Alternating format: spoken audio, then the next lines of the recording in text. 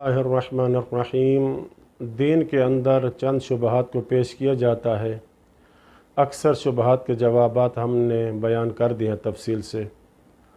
आज ये शुबह दीन के बारे में किया जाता है कि ये कहना कि एक पसमानदा इलाके और ज़माने के लिए एक दीन उतारा गया था जब साइंस न थी, जबकि आज साइंस की तरक्की इंतहा पे है।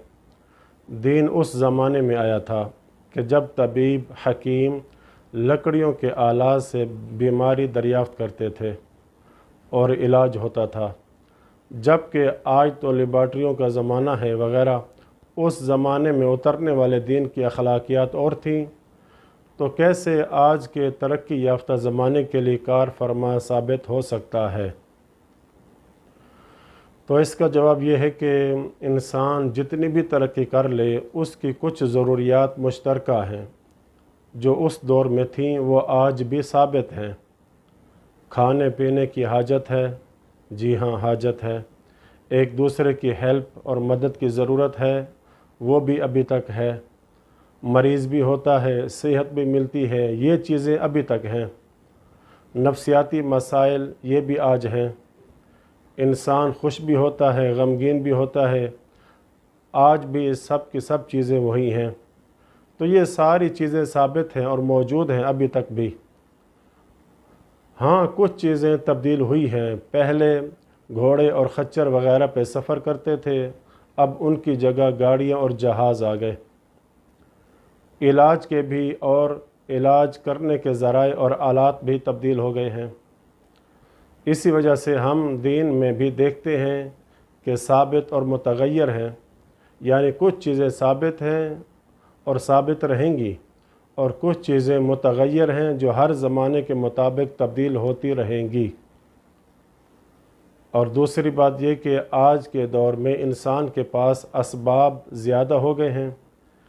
पहले बात करने के लिए या पैगाम देने के लिए जाना पड़ता था, जबकि आज के दौर में टेलीफ़ोन, मोबाइल वग़ैरह पे बात हो जाती है। तो इसी वजह से हम दीन में भी देखते हैं कि कुछ चीज़ें साबित हैं, कुछ चीज़ें मुतग़य्यर हैं। नमाज वाजिब थी, है और क़यामत तक रहेगी। चूँकि ये इंसान की एक रूहानी तरबियत है, मानवी तरबियत है, और भी बहुत सारे फ़ायदे हैं। उनमें सबसे बड़ा फ़ायदा रूहानी तरबियत है। एक अब्द का अपने माबूद के साथ रब्ता था जिसका वो ज़रूरतमंद था और रहेगा। इंसान कोई चीज़ इसकी जगह नहीं ले सकती कि इंसान अपने खालिक से रब्ता, इंसान को अपने खालिक से रब्ता चाहिए, अब्द का अपने माबूद से रब्ता चाहिए। लेकिन कुछ चीज़ें तब्दील होने वाली हैं और वो तब्दील होती रहती हैं। मिसाल के तौर पर कि पहले सिला रहमी के लिए जाना पड़ता था, अब मोबाइल वग़ैरह के ज़रिए से अंजाम दे देते हैं, सलाम दुआ कर लेते हैं, हाल अहवाल पूछ लेते हैं। ये सिला रहमी आपकी हो गई। पहले एक काम आपके लिए मुशक्क़त और हरज का मूजब नहीं बनता था। मसलन उस दौर की सकाफ़त थी, लेकिन आज के दौर में वही चीज़ आपके लिए मुशक्क़त और हरज का मूजब बनती है, तो वो चीज़ लाजमी नहीं रहेगी। मसलन हरज और मुशक्क़त का इस्लाम का कायदा ले लें तो ये हर दौर में तत्बीक पाता रहेगा।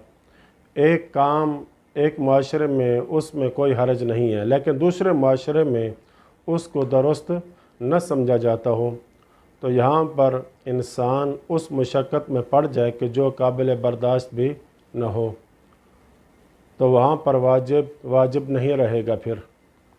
तो ये एक तवील मौजू है जिसके लिए काफ़ी वक्त दरकार है। इस्लाम में कैटेगरियाँ हैं कि कुछ अहकाम साबित हैं जो हमेशा के लिए रहेंगे और वो हर दौर के इंसान को ज़रूरत है, लेकिन कुछ अहकाम जो हैं वो तब्दील होते रहते हैं।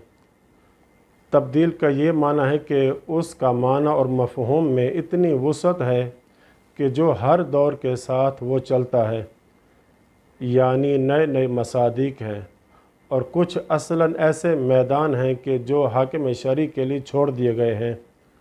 मिसाल के तौर पर اسلام نے آپ کے لیے معین نہیں کیا تھا کہ آپ راستوں کے کیا قانون بنائیں، آپ لباس کی کیا کیفیت خاص معین کریں، آپ کھانا پکانے اور بنانے کے کیا حالت اور کیفیت معین کریں۔ یہ ساری چیزیں آپ کے لیے چھوڑ دی گئی ہیں۔ ہاں، کبھی کبھار حاکم شرعی دیکھے کہ کسی خاص قسم کے لباس سے منع کرنا ہے، خاص قسم کے بالوں کی کٹائی سے منع کرنا ہے، یہ علیحدہ بات ہے۔ ٹریفک کے خاص قوانین بنانے ہیں، یہ ہر دور کے مطابق ہے، اسلام نے اس میں تدخل نہیں کیا ہے۔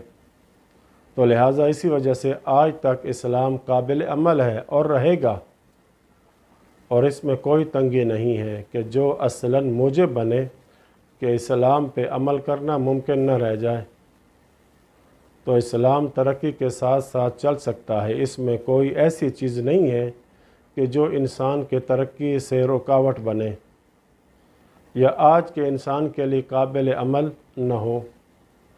اگر کوئی حکم اس قابل ہو جاتا ہے کہ اصلاً ممکن ہی نہیں ہے کہ اس پر عمل کرنا، تو پھر تو پہلے سے ہی اعلان کر دیا تھا کہ اس دین میں حرج نہیں ہے، مشقت نہیں ہے، لا ضرر ولا ضرار۔ تو اس بنیاد پر وہ حکم انسان سے وہ اٹھ جائے گا۔